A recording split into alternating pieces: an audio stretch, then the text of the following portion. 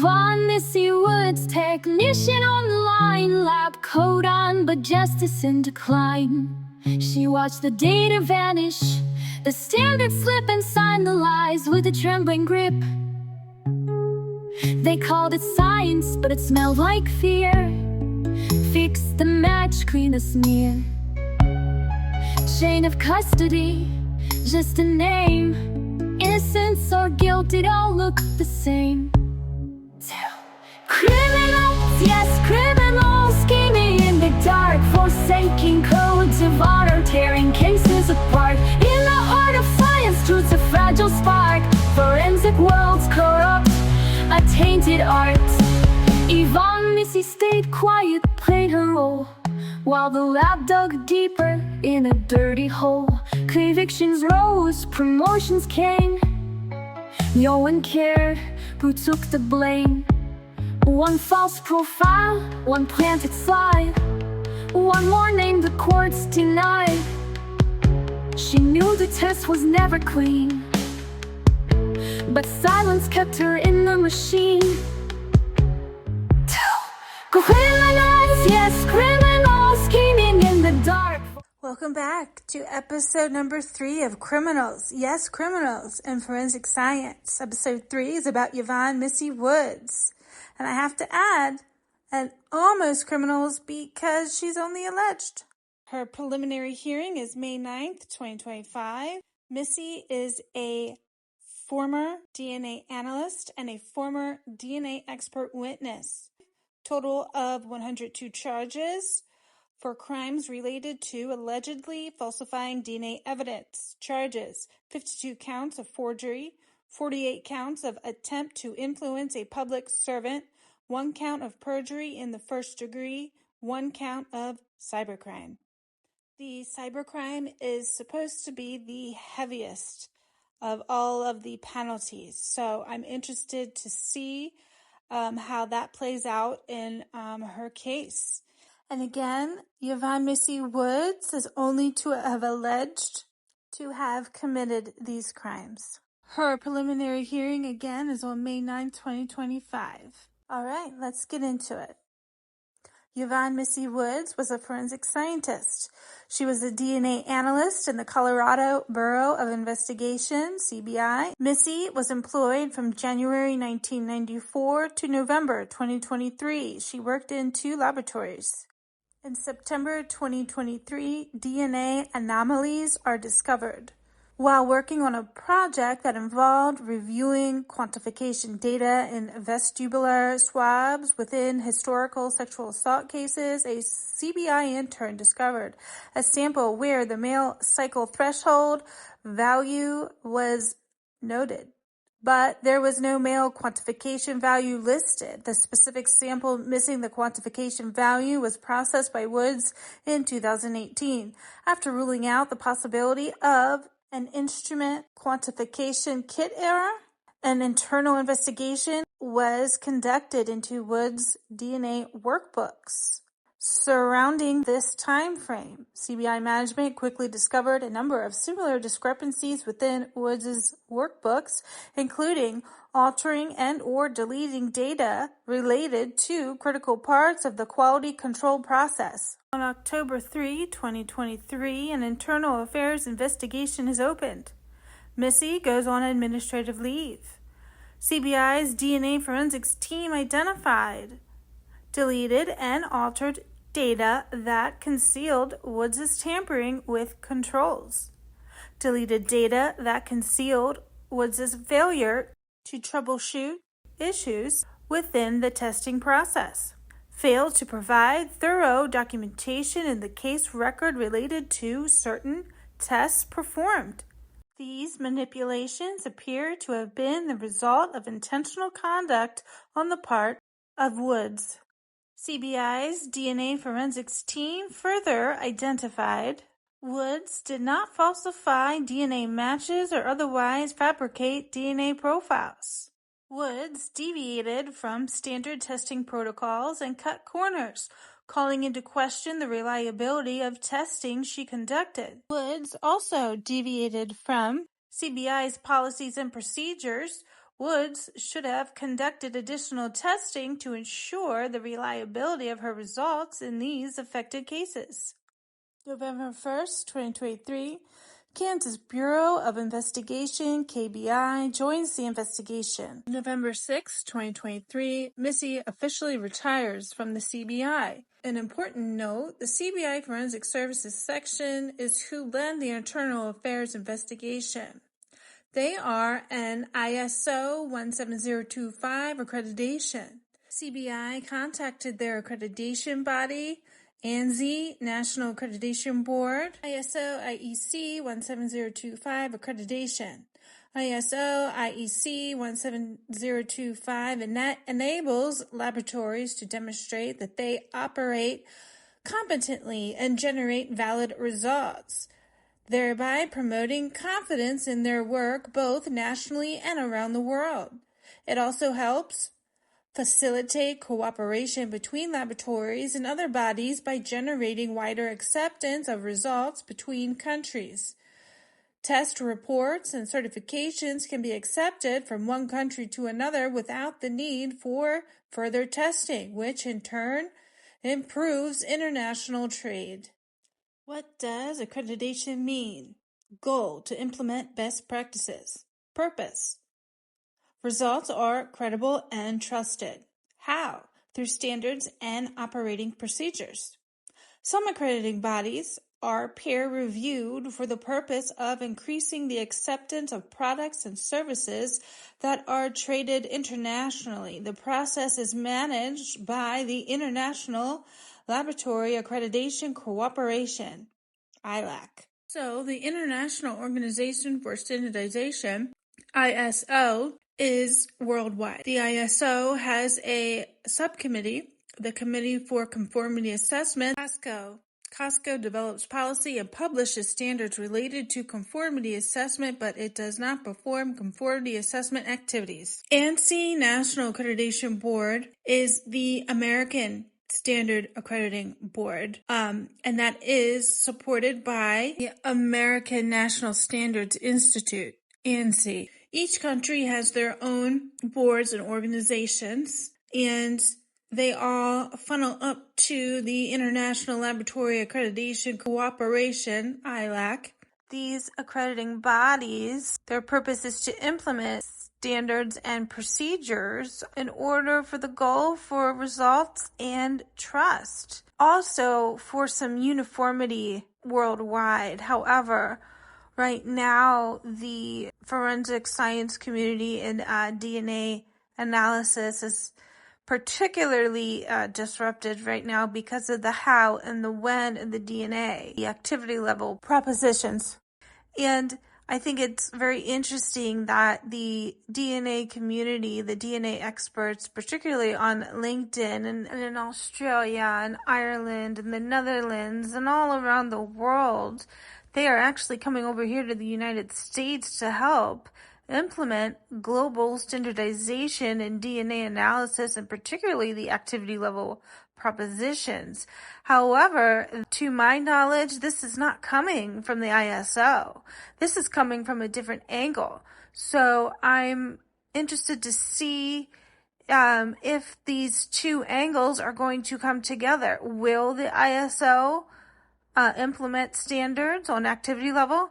Because traditionally, I think that they have stayed away from requirements or standards when it comes to the actual interpretation, but they do standards in regards to the protocols or, how to run a facility, which has traditionally been separate than DNA interpretation. And so these two things are very interesting because, again, traditionally they're looked at as being separate. However, this activity level proposition kind of breaks the mold in what was historically thought about when it came to standards and the ISO. So we will monitor to see where this goes in regard to standardization, because standardization for the DNA analysis for the activity level propositions, I do believe that is coming, and it is coming pretty quickly. The DNA, the forensic DNA community has quickly come together. I don't know if it's on their own, or I just know that I do not think that this is coming from the ISO. And it'll be interesting to see how the standards and where the standards come from. I recently read a paper from Australia and New Zealand where they were discussing how ISO and accrediting bodies like that, they typically do not create standards for the actual interpretation, but the whole purpose for accreditation in the ISO is to be accurate and to make sure the methods are trusted and proper methods.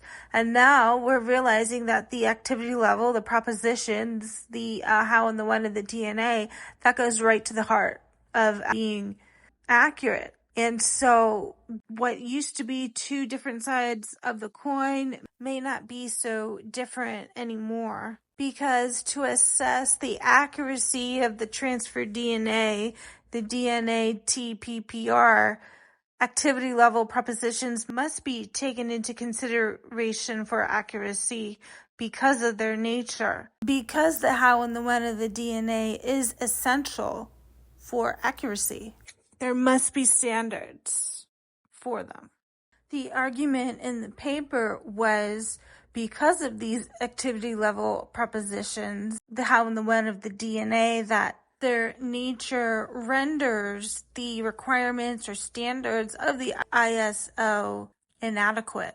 So the whole purpose for accrediting bodies is for accurate results and trusted results. And I want to make an example here with the DNA expert that is going to testify in Brian Koberger's trial for the state of Idaho. Riley Nolan, the lab director at the Idaho State Police Forensics Lab in Meridian, Idaho. As of right now, the how and when of DNA, the mechanism of DNA transfer, the how and the when, whether it was direct or indirect, and these activity level propositions, currently they are not a part of any accrediting body.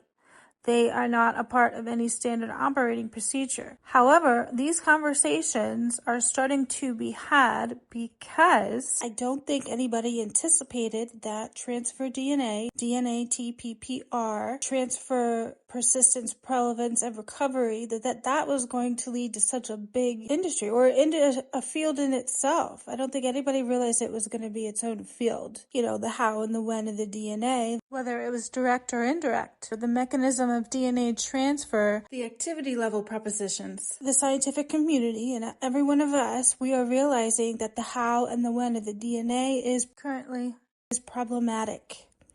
And it also is in direct opposition to what accrediting bodies stand for. And so then the question becomes, do these things become incorporated in accreditation? Or are they something separate? Because typically these accrediting bodies didn't have restrictions or requirements for the actual DNA interpretation, just like the process and the testing itself. So those things have been kind of separate. However, this transfer DNA and the how and the when of the DNA is kind of in a unique position in itself. And so then a lot of these accrediting bodies or policymakers, they have their own boards, committees, panels, they have their own meetings of people who sit around just like we're doing now and saying, do these things apply to something that should be accredited? Do they get their own accrediting body? Do they get their own standard operating procedures in their own entity? How does this actually affect overall results, the accuracy? They should reflect on that these things can heavily influence convictions and verdicts. And I do think that Australia is starting to have these conversations about the activity level propositions and how they fit in with ISO standards and accreditation. that the ISO standards they're inadequate at this point. Or maybe they're not exactly saying that, but they're saying there is a side to this where those standards they're no longer serving what we need them to serve, because we as a community have realized this activity level proposition, the how and the when of the DNA, is something bigger than we anticipated. Again, I don't think they anticipated that it was going to be its own field. It's going to need its own experts. It's going to need its own education system. It's something completely different. And it is so different that, it's even hard for me to imagine what our court system would be like, what lab standards there would be with this type of fundamental principle. Or is it something that people do just adopt as a fundamental principle because that's what it is? Maybe it doesn't need its own standards or entity or accreditation or any of the sort. And so these are the types of things that policymakers would sit, around a table or at a Zoom meeting, and they would discuss, what do these things mean? How do they relate? Do they relate? And I also think this is important because it's concerning that, Riley Nolan, the DNA expert for the Brian Koberger case, that she said she's going to testify for the state and tell the jury that it was direct transfer, which is in opposition to the scientific community and these fundamental principles, where the scientific community wants to make DNA interpretation for the activity level proposition, for the how and the when, the mechanism of transfer, whether it's direct or indirect. They want global standardization for that. And it is recognized that the how and the when of the DNA is more complicated than anybody, I think, ever anticipated. But it says something like, so Riley Nolan, she's essentially like the manager of a hospital. She is the director of the Idaho State Lab in Meridian, Idaho. And so she runs that lab. They follow her lead. It's important that she stays up to date and current in her field. It's important that she stays current on her training. It's important she stays current on the accreditation. It stays current in all of the process and procedures to actually run that lab and run it accurately. If there's any hiccups that happen in a hospital, that's a huge deal. There are a lot of accrediting bodies in a hospital as well. It's very similar. And so it's very concerning if we have a lab director who is not understanding or just, pretends that she knows better. Either way, it's incredible that, you and me and a lot of us, we are on the forefront of forensic DNA industry changing. And we understand the how and the when of the DNA is more complicated. And that there are major scientific bodies out there, like the American Academy of Forensic Science, who is saying, hold off on opining on the how and the when of the DNA because we need more information before we do that. Because our number one thing is we want to be accurate and we want our results to be trusted. And that's exactly what accrediting body wants as well. So this transfer of DNA, the how and the when, is in direct opposition to the whole reason why accrediting bodies were created.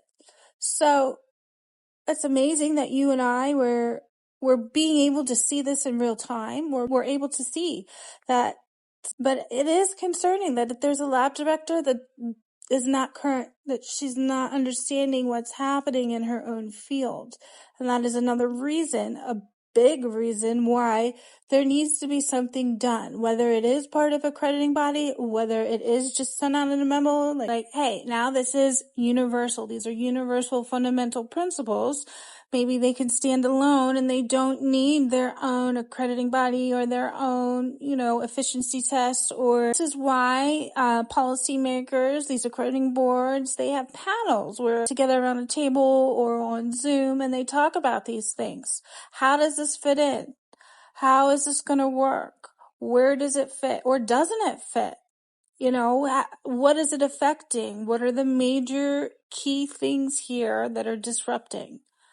And so, Australia's further along in the conversation than we are here in the US, but it is very concerning that a lab director She's essentially like, a hospital administrator. If any hiccups happen in a hospital, that's a huge deal. The hospitals, they all have their own accrediting bodies and their standard operating procedures as well.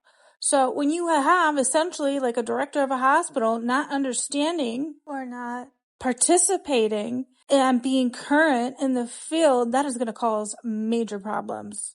So I understand she's not a hospital administrator, but she is the director of the Idaho State Police Forensics Lab in Meridian, Idaho. That lab follows her lead. If she's not current in her field, what does that say about the lab? Is that lab current? Did anybody check on their accreditations? Are they up to date? Which they probably are, but I'm just saying these are the types of things. This is one of the biggest reasons why this conversation needs to be had. Where does the how and the when, the activity level preposition, the mechanism of DNA transfer, whether it's direct or indirect, where does that fit in standard operating procedures? Is it an accreditation issue? Is it a separate body issue? Is this a universal principle? These are things that this conversation needs to be had sooner or later because innocent lives depend on it. There could be wrongful convictions. There are great DNA experts out there who are publicly speaking and they understand the importance of trust. Not only trust, but also giving the jury the most clear and accurate information so the jury can make informed decisions. And they understand that they have a big influence on the juries. I mean, as they are, they're experts. And the good DNA analysts, they understand that. They make it important. And they are talking about the activity level propositions, the mechanism of transfer, whether it's indirect or direct, the how and the when of the DNA. They're having these conversations and they're publicly calling out Riley Nolan, basically saying she's being irresponsible by doing what she's doing. And this needs to be 100% addressed. There could be an innocent person convicted, sent to prison because of a lab analyst who is not current in her field. That is the exact reason why we have standard operating procedures, why we have accrediting bodies. And so what Missy Woods is alleged to have done, it sounds like she may have let some standards slide to the extent we don't know yet. So that's different. But in the case for Brian Koberger, the DNA expert Riley Nolan, it's going to be in the similar vein.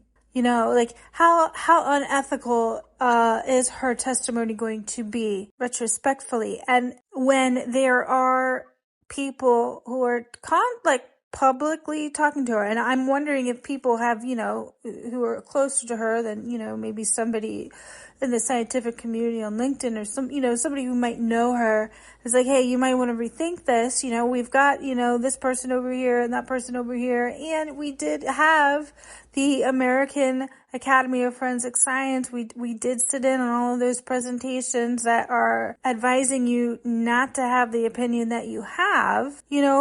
She has to know. And so, but basically she's looking unethical. And when there's a lab analyst or a director of a lab is looking unethical, how long have you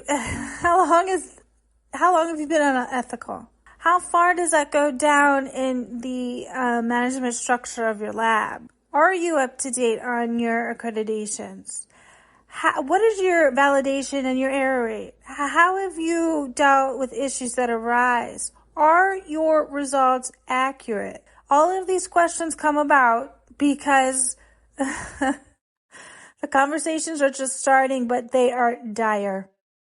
And another reason why these conversations need to be had sooner or later is because it's lab analysts like Riley Nolan that make the public not trust forensic science at all. The forensic science as a whole community, the public's going to think they're all full of BS. We know Riley Nolan's full of it. So that is why it is imperative that lab directors especially stay current in their field, to understand that this is a fundamental shift. It's not opinion-based. She is, cherry picking what she wants about what's going on here with the scientific community. Yes, they use the wording. We advise that you hold off on opining, but that's something different than a fundamental shift. And so, when they're like, hold off on opining, yeah, opinion means opinion. But that is something much different. That is an element, in the ocean of the shift that is going to occur. And there is a distinction there that she may not understand, or she's purposely absolutely ignoring. And that is absolutely unethical. And the more and more she makes unethical decisions, and if she's doing it, how long have you been doing it? Is your lab ethical? And the more and more these lab analysts are doing this type of stuff, they're going to lose all trust of the public. And what does that look like for the legal system? If people are like, forensic science is complete BS, that's a problem. And I say this because the CBI takes their accreditation seriously. It was something that they did put in the press release. They had just gotten reaccreditation right before this happened. Now that I'm reading it, I wonder if there was a typo in the November 2023 press release, because they're saying in April of 2023 they have received reaccreditation. However, it was most likely April of 2024. Because the official 94-page internal affairs report came out in June. So it would have been appropriate for them to have reaccreditation after their investigations, and I guess right before their final report was publicly and officially released. November 7th, 2023, South Dakota Division of Criminal Investigation, DCI, joins the investigation. February 26, 2024, internal investigation revealed omitted material facts in official criminal justice records. Tampered with DNA testing results by omitting some of those results. Violated CBI's code of conduct and CBI laboratory policies ranging from data retention to quality control measures. March 3rd, 2024 press release. In the course of our exhaustive audit and review process, CBI discovered indications that an analyst employed by the Weld County Sheriff's Office at the Northern Colorado Regional Forensic Laboratory may have also manipulated DNA testing data. CBI referred this case to the Weld County Sheriff's Office for further investigation. This case is separate from the Woods case. The Colorado Attorney General's office did not pursue that investigation, stating there wasn't any probable cause. That analyst was fired anyway. June 5th, 2024, a 94-page internal affairs report was released. The report was partially redacted as required by Colorado law. Missy's statement is also redacted. Report highlights, in 2014, a co-worker noticed Woods' testing of evidence in the case and reported concerns. In 2018, Woods was accused of data manipulation. In response, she was removed from casework and given other duties pending a review. After the review, Woods was reinstated.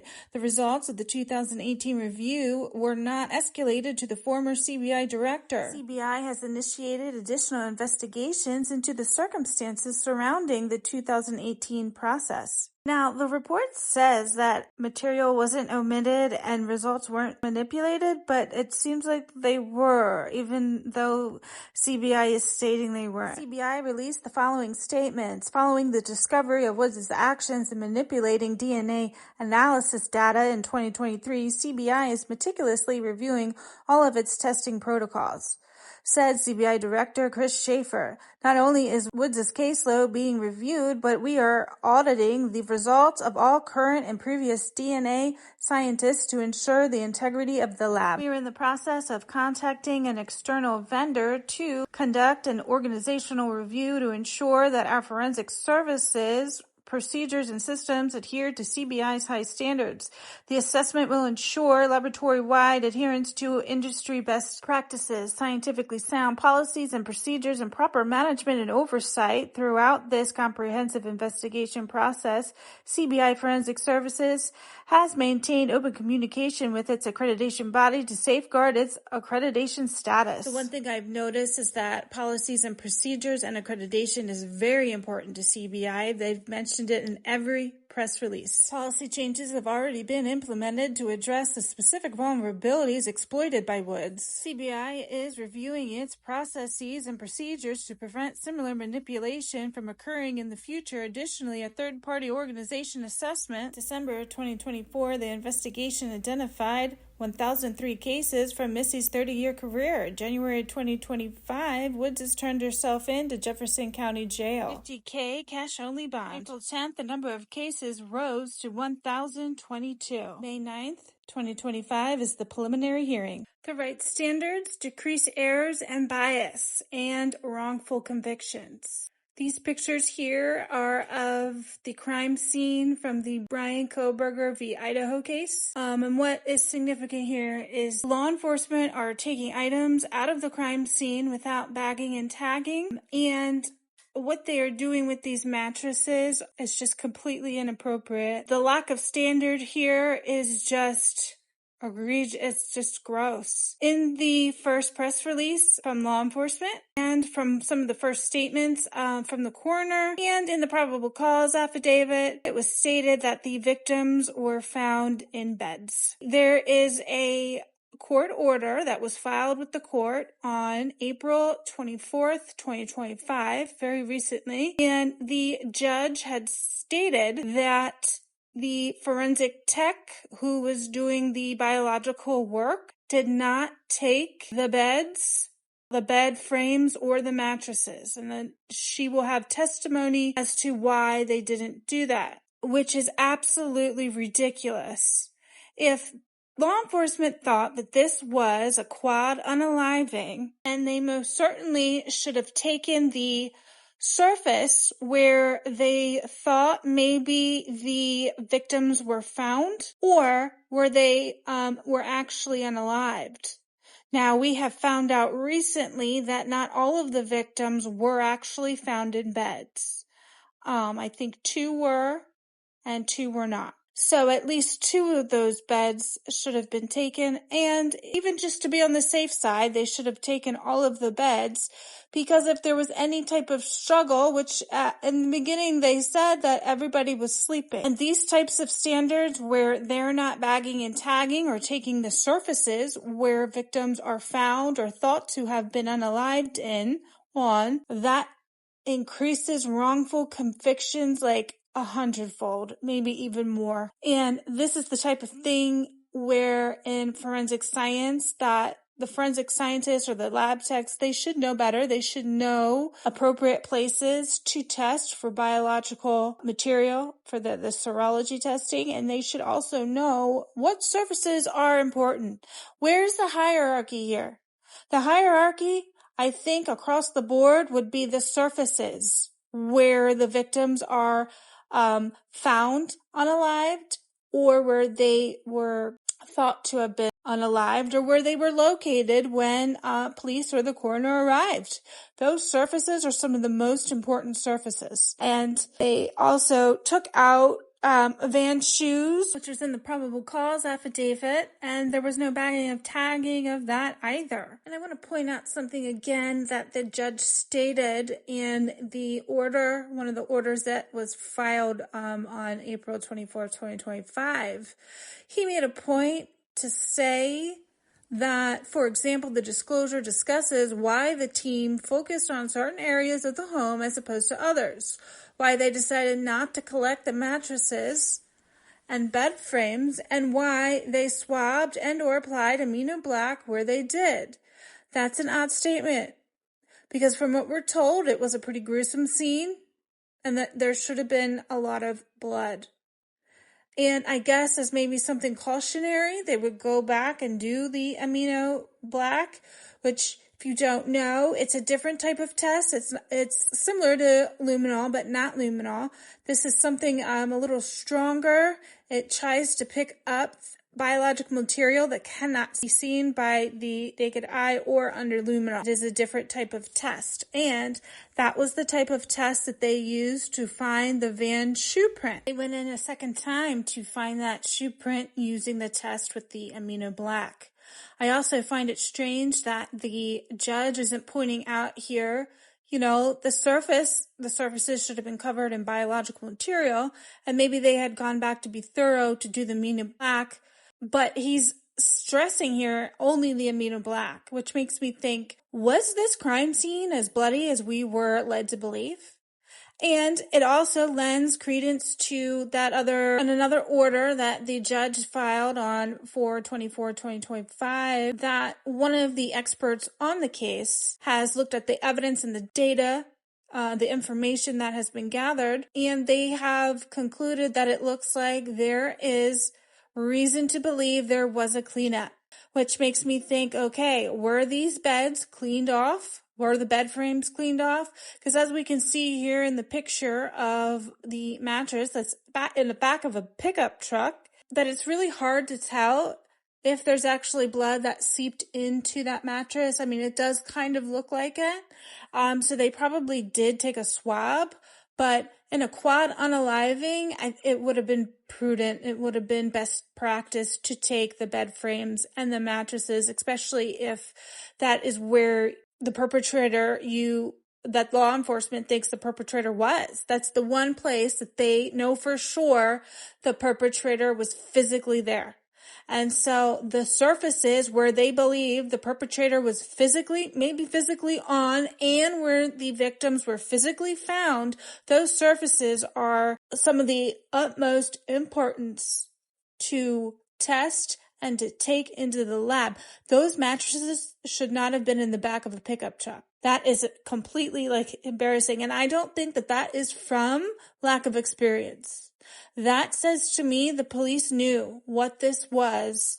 And then at some point, the investigation changed to Brian. Originally, the police probably thought, we don't need this. And I can think of two reasons why the mattresses wouldn't be needed. Three. One, they knew what happened. Two, it could have been unaliving self-deletion, or this was a drug overdose. It was something that the police had already thought, okay, this case is over. Otherwise, why would you ever do that if you didn't know what had already happened? And now there are two statements here, one from the expert and one from the judge, that there was amino black and that there probably was a cleanup. There is a pattern here where amino black was used in the probable cause, and it was stated. Expert was talking about a cleanup, and now the judge has put in the order and stated that they did use amino black on the beds, which I think is odd because they should have been covered. So if they didn't find anything with the luminol, then, it's a process of elimination. And so if you found biological samples with just the luminol, you might not need to go to the amino black. So it's odd that they went for the amino black. And that was something that the judge had to highlight, which says to me those beds were clean or cleaned. And there is no time in the timeline for Brian Koberger to have cleaned or wiped down those beds and mattresses. There's just absolutely no time for that. And this type of thing where there are no standards, as we can see in the pictures, that this is not typical protocol. This is not what law enforcement usually does in a quad unaliving, or let alone any other type of important type of crime, any other homicide. And so these standards here, it really could indicate there is going to be a wrongful conviction in this case.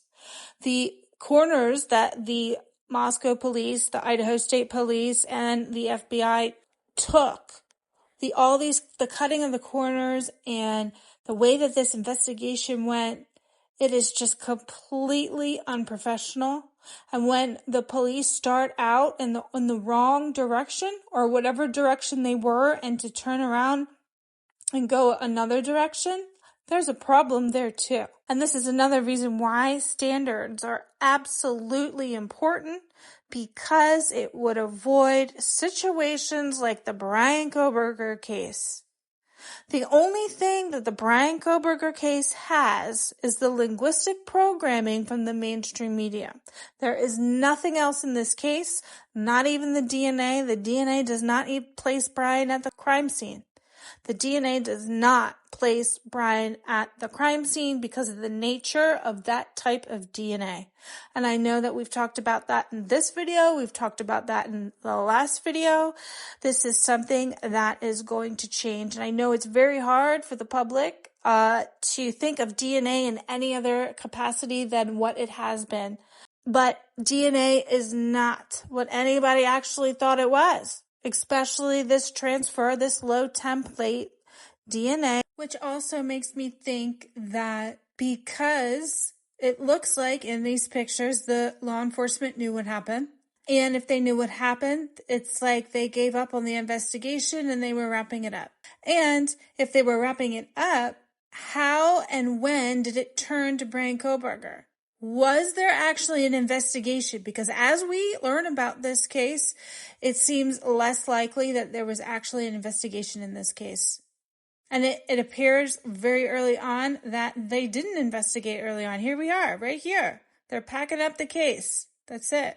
Standards are extremely important. And when allegedly people like Yvonne Missy Woods let standards slip, it is a slippery slope into situations like the Brian Kohberger case.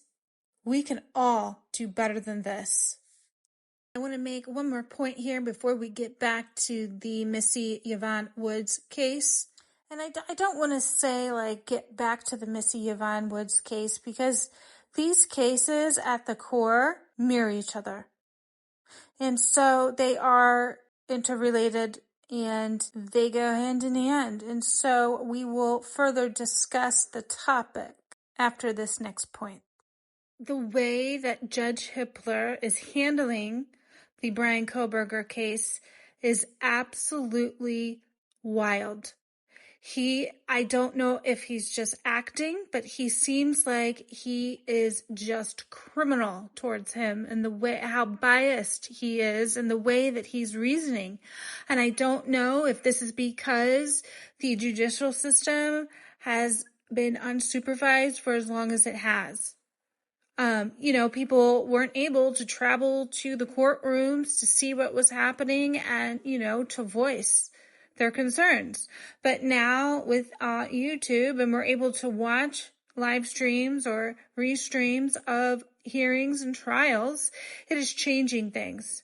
And now we are beginning to notice what happens when people get complacent in the workplace. I truly believe this is what happened to our legal system, as they have gotten so used to doing the things that they do that they have definitely lost their way. And Hippler is a great example of that. I hope that I am wrong with Hippler, that somehow he's doing this to bring out certain types of information, but I doubt it. That's probably very naive thinking. But the way that he is handling this case is absolutely ridiculous. And I would suggest to watch Lana's from Truth and Transparency's live from yesterday. I will put the link in the description. She does an excellent job of describing how Hippler is treating this case. I could not do it any better. I wouldn't want to do it any better. I think she captures it absolutely perfect. So if you have not watched Lana's video, Lana from Truth and Transparency, from yesterday, I think it's called Idaho 4, I.R.C. 25, Remove Judge Hippler. Definitely check that out. If you are following this case or any other case, or if you're actually just interested in the legal system at all, I would suggest watching it, because the way that she captures what she's talking about is spot on. And so now let's get back to Missy Yvonne Woods. The Missy Yvonne Woods case is turning out to be an extremely important case because it is highlighting credentialing, standards, the very foundation of the U.S. legal system.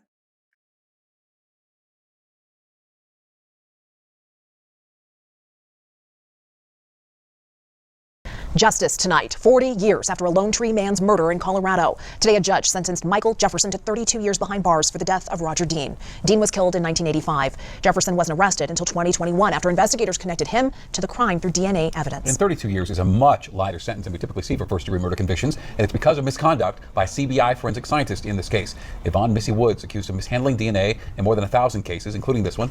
Woods worked for CBI for nearly 30 years until November 2023. Tonight, Denver 7 investigates, looking into the toll this investigation into Woods is taking on the entire state of Colorado. Investigative reporter Natalie Chuck in the studio, and you spoke with lawmakers who call this whole thing unacceptable. Yeah, and as unacceptable as they might feel this is, everyone we've spoken with does agree that this is something that has to be addressed. An investigation this size, it sucks up resources, it is expensive, and it is back in the headlines as lawmakers continue pushing to find more efficient ways to fix the problems left behind.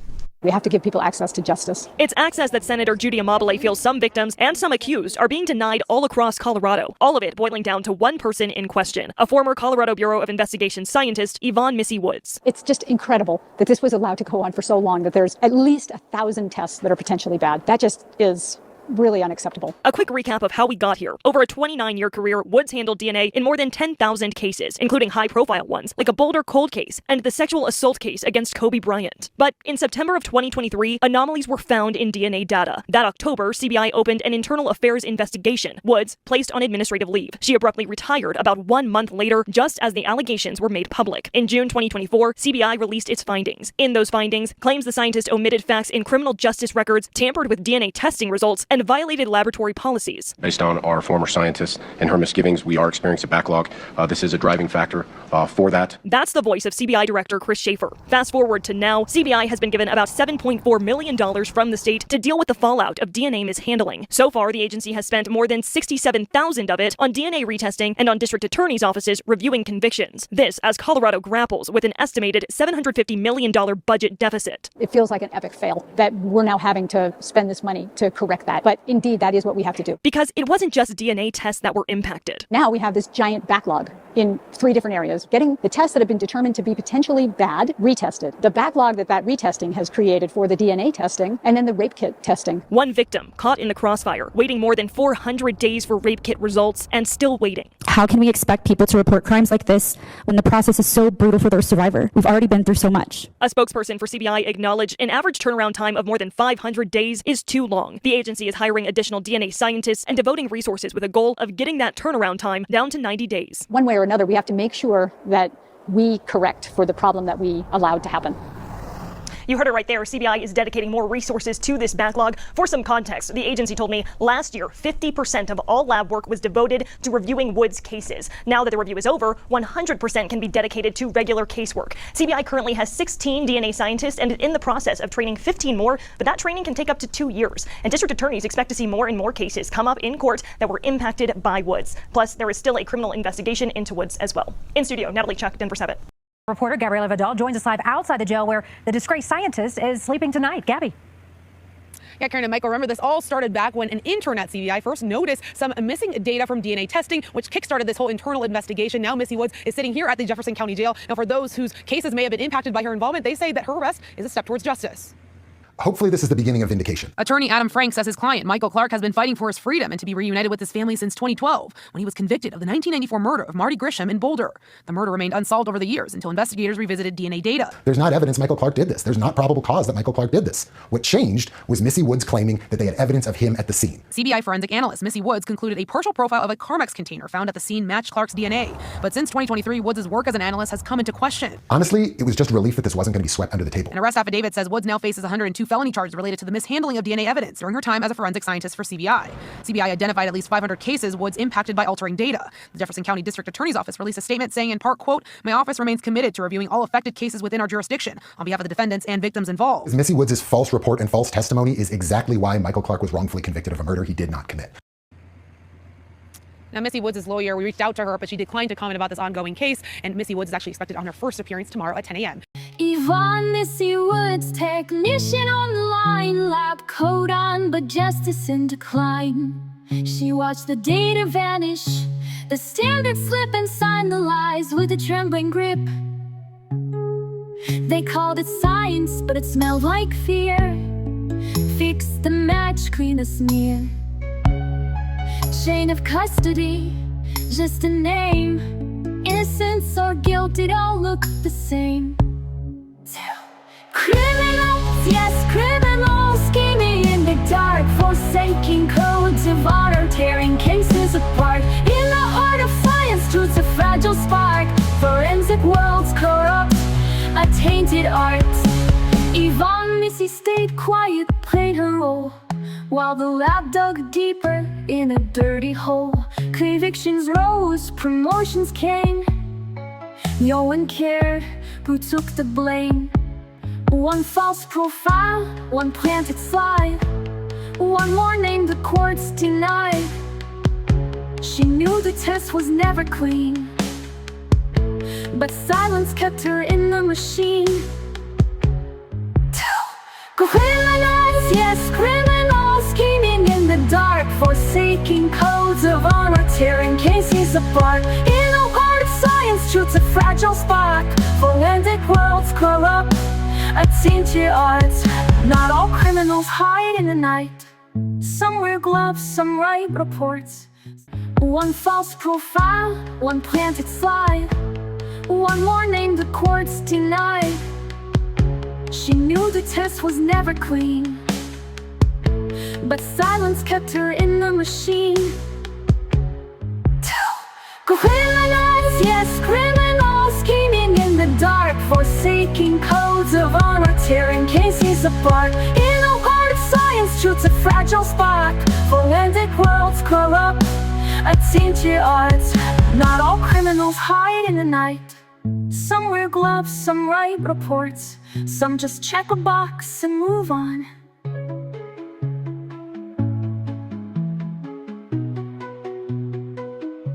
And justice gets filed away.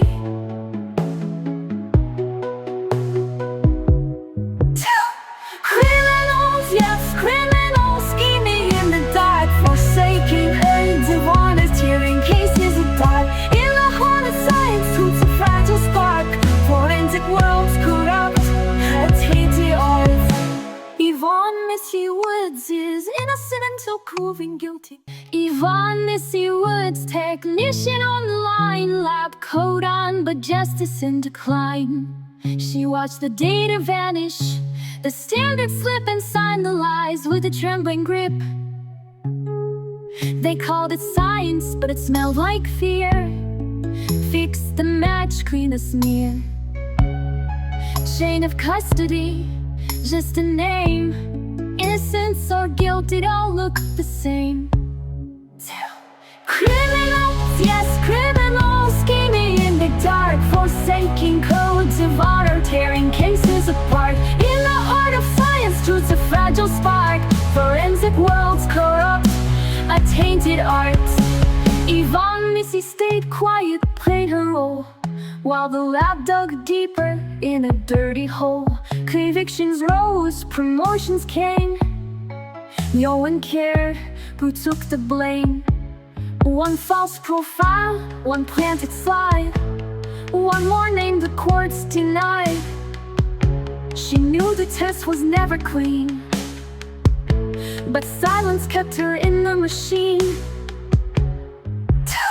Criminals, yes, criminals, scheming in the dark, forsaking codes of honor, tearing cases apart. In the heart of science, truth's a fragile spark.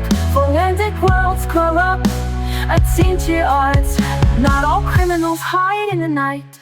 Some wear gloves, some write reports, some just check a box and move on.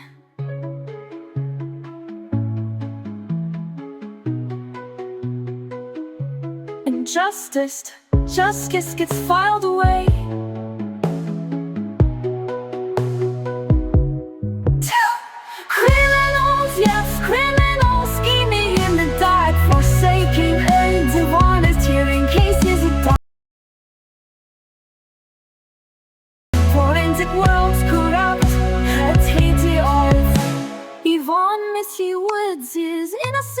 Proving guilty. And that brings us to episode 4. Let's go back to 1986. Episode number 4 of Criminals, Yes Criminals, and Almost Criminals in Forensic Science is about Fred Zane. He is a former serologist. Allegedly fabricated test results, overstated the strength of evidence, reported scientifically implausible findings. October 12, 1994, Zane failed to appear for trial in Texas. Authorities issued a capious warrant for his arrest, indicating that he was actively evading prosecution. Like, oh my God, what's up with this guy? So December 14th, 1999, Zane was indicted in West Virginia. Wait, what happened to Texas? September 4th, 2001, trial in West Virginia was scheduled. Charges allege that Zane obtained money under false pretenses, violating West Virginia Code 61-324. Charges, 5 counts of obtaining money by false pretenses.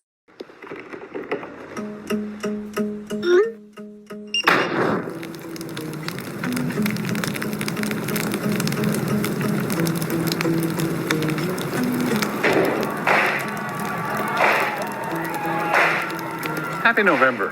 Whatever you do this month, don't feed the polls or the feds. Don't let them feed you. Don't take the bait. Don't play with fire, but burn whatever bridges you need to burn.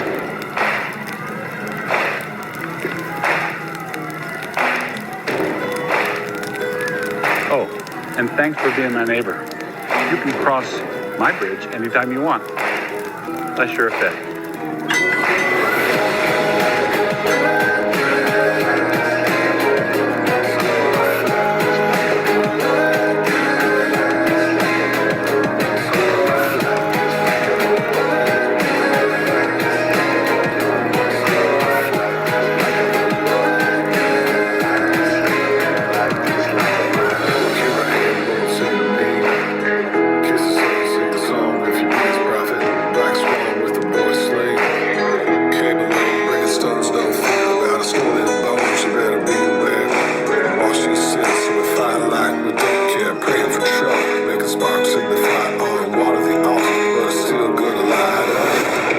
Happy November. Whatever you do this month, don't feed the polls or the feds. Don't let them feed you. Don't take the bait. Don't play with fire, but burn whatever bridges you need to burn.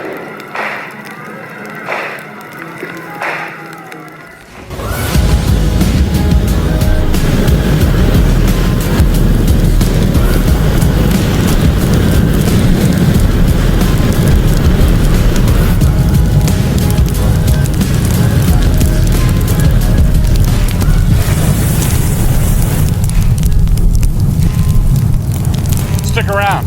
Time for pie.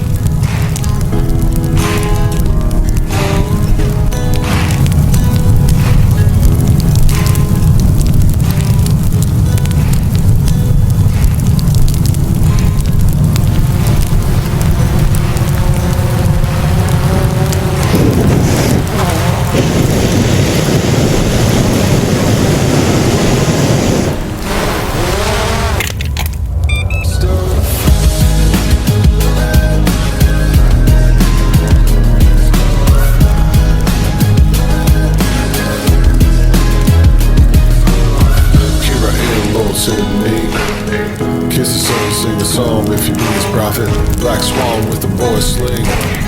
Came alone, bringing stones, no fear about a skull and bones. You better beware. Wash these sins so we fight like we don't